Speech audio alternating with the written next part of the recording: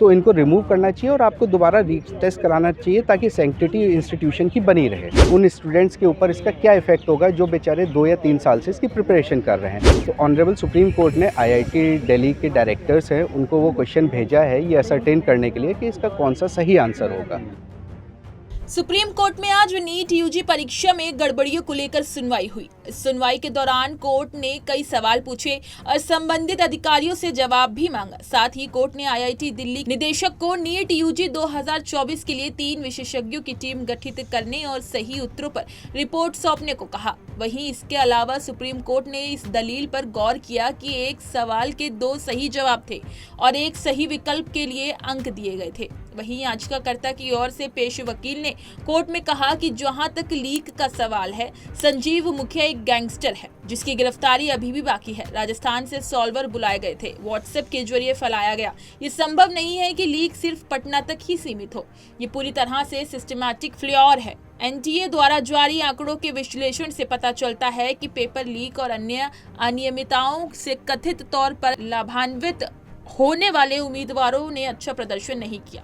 हालांकि कुछ केंद्रों पर अच्छा प्रदर्शन करने वाले छात्रों की संख्या अधिक है। ये डेटा 4750 केंद्रों के 32 लाख से अधिक उम्मीदवारों का था। सुप्रीम कोर्ट ने इसमें कथित अनियमितताओं को लेकर कई याचिकाओं पर सुनवाई की और उसी पर निर्देश डेटा जारी किया। इस मामले में याचिकाकर्ता की ओर से पेश हुए वकील ने punjabkesari.com से खास बातचीत के दौरान क्या कहा, देखिए हमारे संवाददाता की एक खास रिपोर्ट। देखिए, हमने 2 मुद्दों पे, जैसे कि डेटा हमको पहले प्रोवाइड नहीं किया गया था, इस बार हमको डेटा प्रोवाइड किया गया है, तो हमने 2 मुद्दों पे अपना पक्ष रखा। डेटा प्रोवाइड होने के बाद बहुत सारी इरेगुलरिटीज़ थी जो हमने कोर्ट के सामने पॉइंट आउट किया, लेकिन डेटा इतना लंबा चौड़ा है कि जिसको पॉइंट आउट करने में हमको आज समय लगा।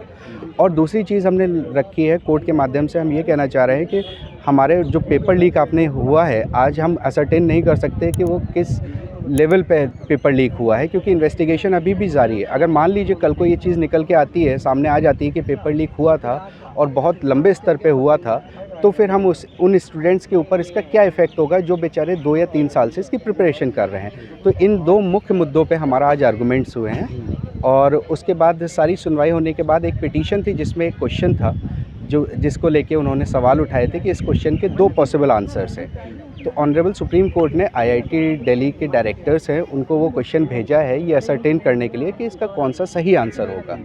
और कुछ पिटिशनर्स ऐसे थे जिन सुनवाई का मौका नहीं मिला, जो कि रीनीट चाह रहे हैं। तो ऑनरेबल सुप्रीम कोर्ट ने उनको डायरेक्शन दिया है कि आप एक काम कर सकते हैं, आप आधे पेज का रिटन सबमिशंस हमारे सामने फाइल कर दीजिए, तो हम उसको देखेंगे और बाकी की सुनवाई कल के लिए जारी रहेगी। सर, जिस तरह से जो पिटीशन है वो री एग्ज़ाम को लेकर के है, तो इसको लेकर क्या बातचीत हुई? देखिए, री एग्ज़ाम को लेके हमारा मेन जो हमारे आर्गूमेंट्स थे, काफ़ी जैसे संजय हेगड़े जी सीनियर एडवोकेट है वो अपीयर हो रहे थे, तो उन्होंने एक बहुत अच्छी चीज़ पॉइंट आउट की कि मान लीजिए आपको किसी पार्ट में कैंसर है और आप उसको नहीं पहचान पा रहे हैं, आइडेंटिफाई कर पा रहे हैं किस पार्ट में है, लेकिन फिर भी आप कीमोथेरेपी के लिए जाते हैं। तो यही है इस केस में भी होना चाहिए कि अगर एक स्टूडेंट ने भी या 2 स्टूडेंट भी अंदर आ गए हैं गलत तरीक़ों से, तो इनको रिमूव करना चाहिए और आपको दोबारा रीटेस्ट कराना चाहिए ताकि सैंक्टिटी इंस्टीट्यूशन की बनी रहे। ये हमने मेन आर्गूमेंट्स किए हैं। सर, अब जो अगली सुनवाई है, क्या कुछ इसमें आपको लगता है, ये क्या कुछ हो सकता है इसमें? देखिए, अगली सुनवाई तो अभी जो है यूनियन और NTA को रिस्पॉन्ड करना बाकी है। उनके रिस्पॉन्स के बाद ही हम कुछ असरटेन कर सकते हैं कि हम कोर्ट का रुख क्या है और किस तरफ ये केस जा रहा है।